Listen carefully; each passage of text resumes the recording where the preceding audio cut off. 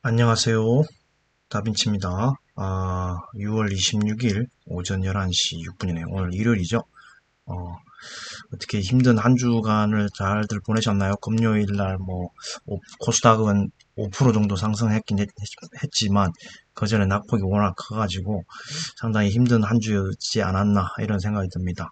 목요일, 수요일은 좀 이성적이지 않은 시장이었죠. 그 이유가 이제 반대 매매 물량이 엄청나게 쏟아지는 바람에 중국이나 미국 시장이 올랐음에도 불구하고 우리나라 시장은 빠지는 그런 현상이 이 목요일 날 연출되었기 때문에 이성적이지 않다라는 생각이 많이 들었는데, 어쨌든 금요일 날 반대 매매 물량이 출회했음에도 불구하고 어쨌든 기관하고 외국인이 많이 사가지고 싸다라고 생각됐겠죠. 그래서 5%, 코스닥 같은 경우 5% 넘게 반등을 했던 금요일, 그렇게 해서 한 주가 마무리된 것 같습니다. 오늘은 오프닝은 이산화탄소 운반선에 대한 내용을 가지고 한번 오프닝을 잡아봤습니다.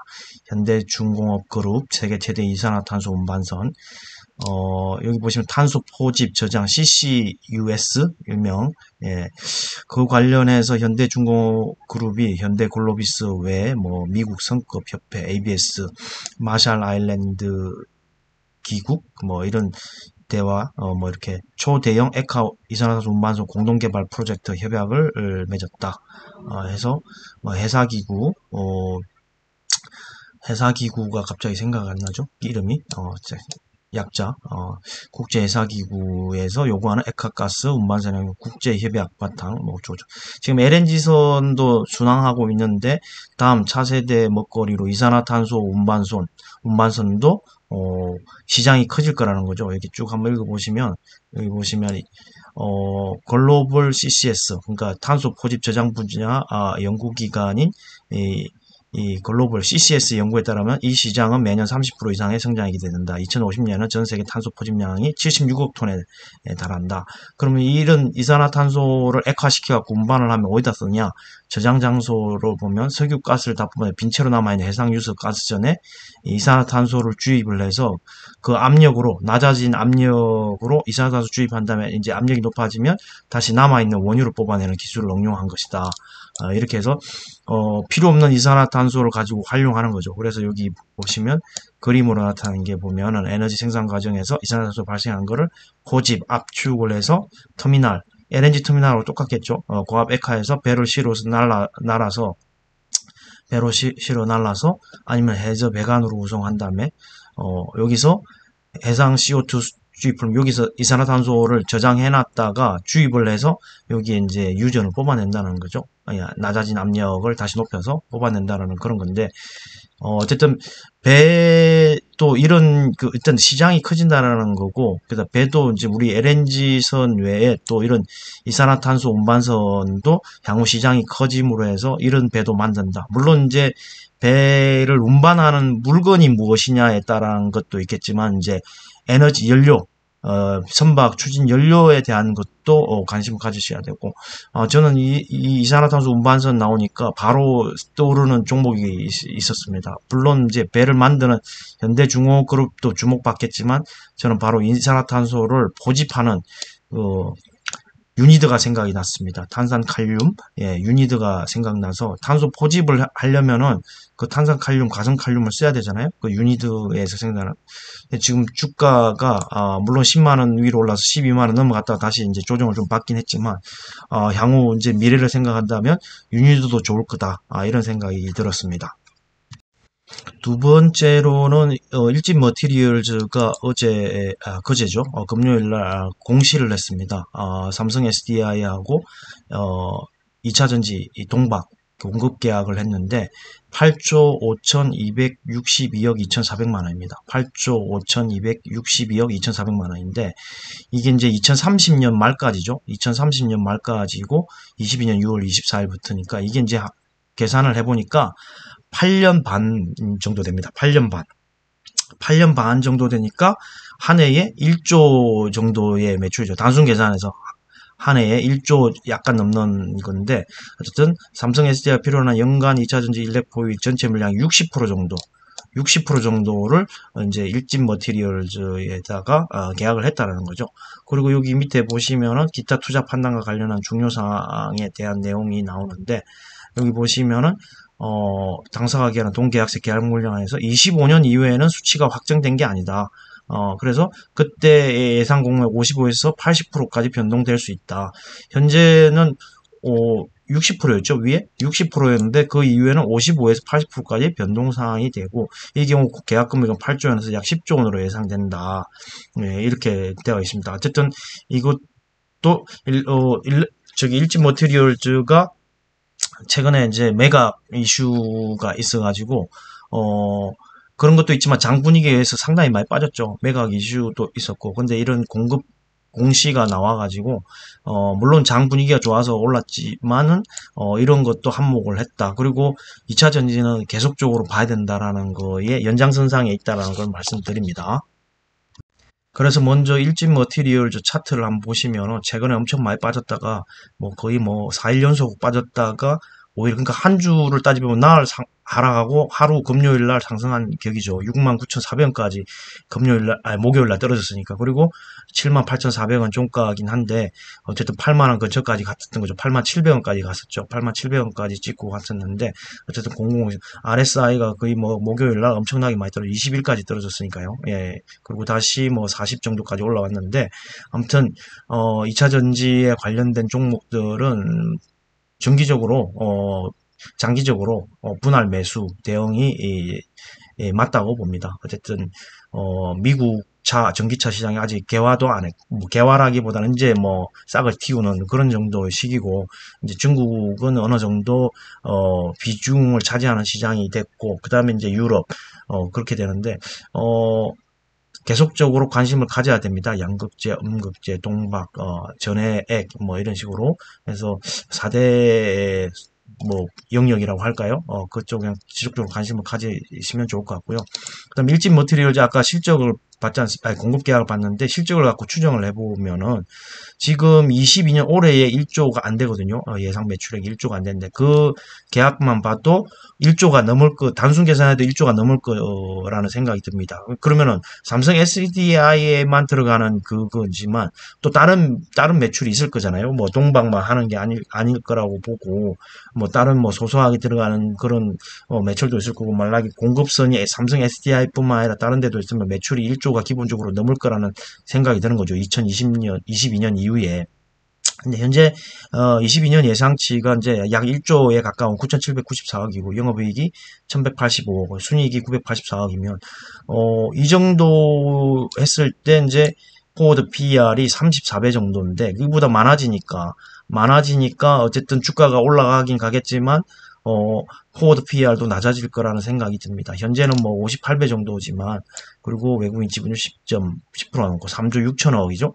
3조 6천억인데 매출액이 1조가 넘는다. 그러면 이제 PSR 같은 경우는 3.6배가 좀 되네요. PSR 같은 경우는 좀 높긴 하죠. 예, 높긴 합니다. 보통 PSR 같은 경우는 1에서 3배를 이제 정상적인 범위 내 구간으로 본다고 그러면 PSR이 3.6배 정도 되니까 높긴 하지만, 어쨌든 성장주의 관점에서 보면은 PSR이 그 정도는 합리적이다. 그런 생각이 들고, 여기 보면 허쉬, LG하고 관련이 있는 허쉬 집안이네요. 허쉬. 예. 그리고 여기 보시면은 그 외에도 여기 보면 일렉포일이 주고, 그 외에 다른 게 없나요? 다른 게 없네. 일렉포일 말고는 없네. 어쨌든 사업 보고서를 자세히 봐야 될 것 같지만, 어쨌든 매출이 1조가 넘는 공급 계약이기 때문에 향후 더 좋아질 거다라는 생각이 들고, 영업이익률도 12% 정도 되네요. 예, 12% 정도. 다른 보다는 영업이익률이 높다라는 생각도 듭니다. 배당금도 계속적으로 주고 있고, 작년에는 300원, 올해는 더 많이 주지 않을까, 이런 생각도 해봅니다. 그래서 일진 머티리얼즈를 계속적으로 관심을 가져보시고, SKC도 말할 것도 없고, 양극재도 그렇고, 그래서 일진 머티리얼 12% 정도 올랐네요. 금요일장에 상승률 상위 순으로 올라온 종목들 중에 보면은, 어쨌든 장이 너무 좋았기 때문에 특정 업종을 본다기보다는 전 업종에 대해서 눈에 띄는 거는 일단 일진그룹에 관련된 지주사 합격인 일진홀딩스가 상당히 많이 올랐네요. 7,600원까지 올라갔다가 7,320원. 예. 그 외에 이제 쌍용차하고도 관련이 있는 저기 KG케미칼 이번에 쌍용차가 토레스라는 신차를 내놨던데 상당히 뭐 사전 예약 판매가 판매율이 좋다고 합니다. 사전 판매 사전 예약 물량이 상당히 많다고 들었는데 광고하는 걸 봤는데 상당히 잘 나왔더라고요. 토레스 쌍용차에서 코란도 후속작 전기차도 뭐 나올 준비를 하고 있는 것 같고 토레스도 상당히 잘 빠졌다라는 생각이 들더라고요. 지니언스도 오래간만에 이름을 보이네요. 라운피플, 상신 EDP 차량 관련 즉 차 관련된 종목이죠. 우리산업홀딩스도 그렇고 차량 관련된 종목. 그 외에 눈에 띄는 거는 아까 말씀드렸던 이제 일진 머티리얼즈가 있었고 인텔리안 테크도 너무 많이 빠졌었죠. 인텔리안 테크도 성장주로서 너무 많이 빠졌다가 지금 금요일 날 진짜 엄청나게 많이 빠졌습니다. 일진 머티리얼즈. 예, 저기 인텔리안 테크 너무 많이 빠졌어요. 예. 이 정도면은 모르겠습니다. 다시 한번 이 싸게 살 매수 기회를 줄지 모르겠지만 지금 RSI 보십시오. 이제 30도 안 됩니다. 아직. 금요일 날 상승했다지만 이게 9만원, 10만원 넘게 가던 종목인데 10만원은 안 넘어갔나요? 10만원은 안 넘어갔는지 95,800원이 최고가였네요. 95,800원까지 갔고 지금 9만원이 넘던 그인데 지금 뭐 6만원 밑에 5만원 엄청 많이 빠졌죠. 예, 그래서 이 반대 매매가 많이 나온 게 아닌가. 저도 개인적으로 인텔리안 테크 개인들이 좋아하는 종목이라 매수를 많이 하는 종목인데 이렇게 반대 매매로 가격이 엄청나게 많이 빠진 게 아닌가 그런 생각도 듭니다. ENDD 또 이제 그 벨기에 유미코아 양극재에 들어가는 그 뭐죠? 갑자기 생각이 안 나는데 양극재 만드는 건데 갑자기 생각이 안 나네요. 그거 관련해서 엄청나게 많이 빠졌죠. 많이 빠지고 금요일 약간 올라왔는데 ENDD 32,000원 6월 32,000원까지 최고가 얼마 전까지도 좋았는데 많이 빠졌네요. END도 눈에 띄고 어쨌든 전기차 관련된 종목들이 그나마 그래도 하락장에서도 뭐 나쁘지 않은 흐름이었는데 너무 이제 코스닥의 중소형주 같은 경우는 많이 빠졌습니다. 예. 한번 저 노려보시는 것도 나쁘지 않을 것 같습니다. 어쨌든 현재 상태에서 인플레이션도 좀 꺾이지 않았나 이런 생각도 듭니다. 왜냐하면은 뭐 원유도 이제 가격이 조금 하락을 했죠. 원유 가격도 조금 하락을 했지만 뭐 120불대에서 지금 110불대 아래로 떨어졌는데 그 외에 그 상품 같은 그 있잖아요. 그 저기 예를 들어서 뭐 뭐라고 할까? 이 팜유도 엄청나게 많이 떨어졌고 구리도 엄청나게 많이 떨어졌고 그래서 지금 팜유 같은 경우에 뭐라고 할까? JC케미칼이 엄청나게 떨어졌죠. 주가가 거의 8천 아래로 떨어졌는데 지금 구리 가격도 엄청나게 많이 떨어졌고 예, 어쨌든 그 최고치를 찍었던 그런 종목들의 가격이 지금 많이 떨어졌다는 거죠. 여기 보면 면화도 그렇고 커피도 그렇고 지금 어느 정도 인플레이션이 피크를 찍지 않았나 이런 생각이 듭니다. 그래서 인플레이션 한풀 꺾였다 그런 생각이 들고 지금 석탄도 많이 내렸죠. 석탄.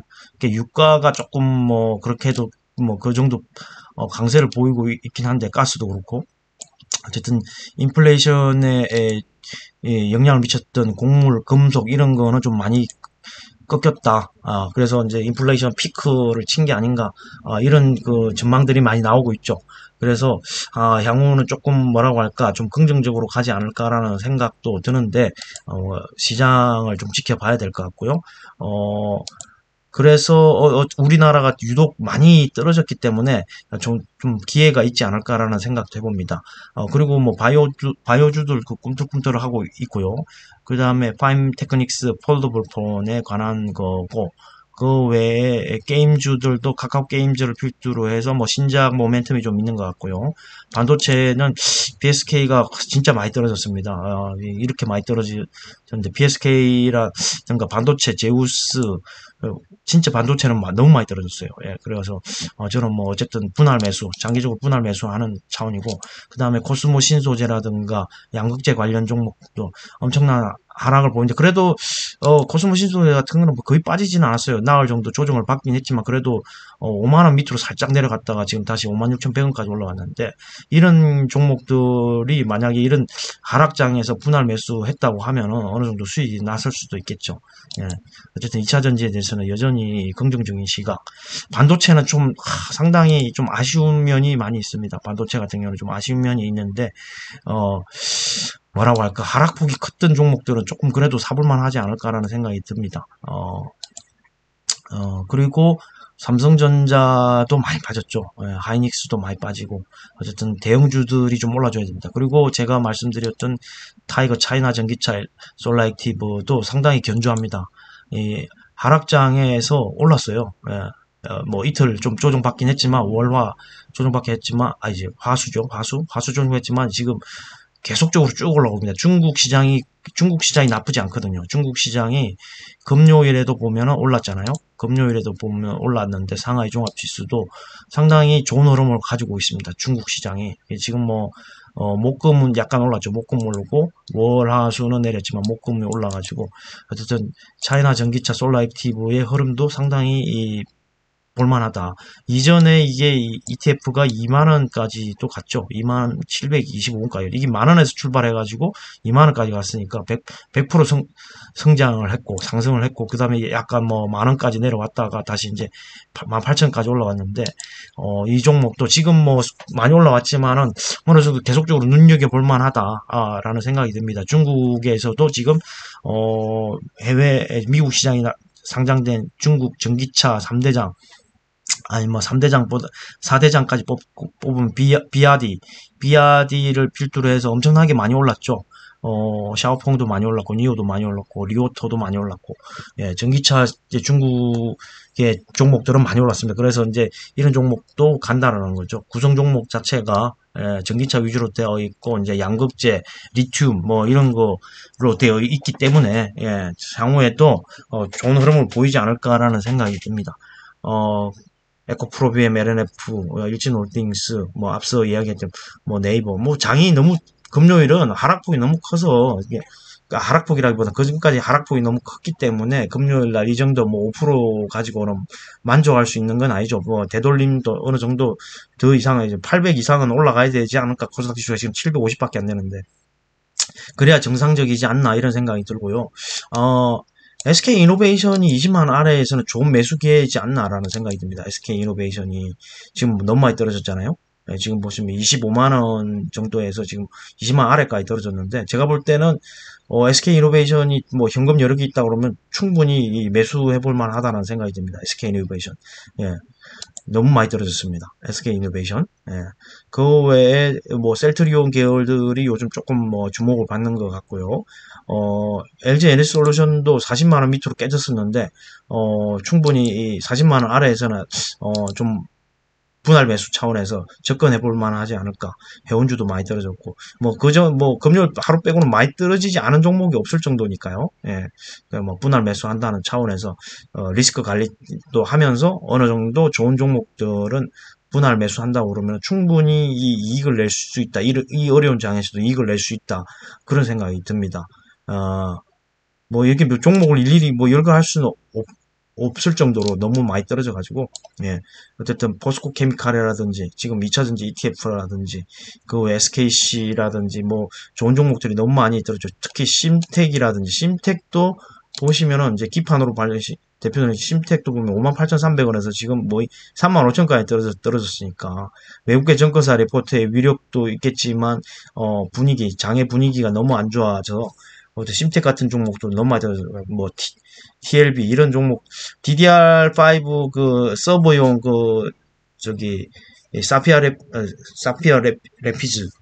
이게 발음도 안 되네. 예. 그게 지금 출시가 인텔에서 계속 연기된다라는 얘기가 나와가지고, 그건 좀 좀 뭐라고 할까 그런 영향으로 좀 하락도 한 것도 있겠지만 어쨌든 출시가 된다는 거죠. 이제 지연이 됐는데 계속적으로 말을 바꾸고 있어가지고 그 사람들도 그런 그러니까 시장에 혼란을 주고 있다라는 거죠. 그래서 이제 하락이 컸는데 그 언젠가는 뭐 출시는 되겠죠. DDR5 서브용 이게 이제 PC용은 출시됐지만 엘드레이커는 출시됐지만 사파이어 래피즈는 출시되겠죠. 그게 뭐 올해 4분기냐 내년 6월이냐 뭐 이런 말들이 많은데 어쨌든 출시는 될 거라고 하기 때문에 어쨌든 조정을 받는다고 뭐 그런 종목도 분할 매수해서 기다리시면 될 것 같아요. 제 생각에.